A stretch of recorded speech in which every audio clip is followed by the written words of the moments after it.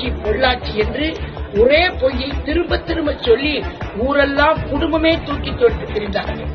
எங்கள் அண்ணன் சிபிஐ விசாரணைக்கு உத்தரவிட்டு இன்றைக்கு உண்மையான குற்றவாளிகள் வெளியே கொண்டு வரப்பட்டு தண்டனை பெறப்பட்டு இன்றைக்கு சிறையில் இருக்கிறார்கள். அதைத்தான் நாங்களும் இப்போது கேட்கிறோம். நீங்கள் இல்லாத ஒன்றை இருப்பதாக சொல்லி செய்து கொண்டிருந்தீர்கள்.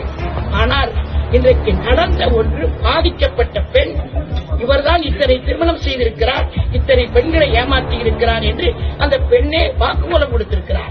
ஆக அவரை ஏன் கைது செய்யவில்லை? ஏன் இன்னும் நடவடிக்கை எடுக்கவில்லை? கட்சியில் இருந்து எடுத்துவிட்டால் நடவடிக்கை என்றாகிவிடுமா?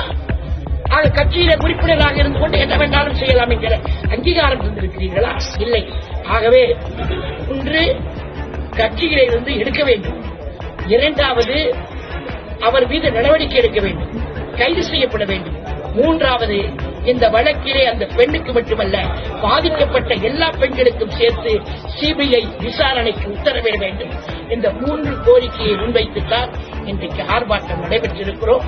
இன்னும் இவர்கள் சரியாக திருந்தி காவல்துறையை கையிலே எடுத்துக் கொண்டு குற்றச் செயல்களுக்கு ஈடுபட்டு போவார்களேயானால் அந்த எடப்பாடியார் அவர்கள் தன்னுடைய அறிக்கையிலே தெளிவாக சொன்னதைப் போல போராட்டங்கள் தொடரும் என்று சொல்லியிருக்கிறார். அவருடைய அனுமதியை பெற்று, அண்ணன் எடப்பாடியாரின் அனுமதியை பெற்று பெண்களுக்கு எதிரான குற்றங்களை தடுப்பதற்கு போராட்டங்கள் தொடரும் என்பதை நான்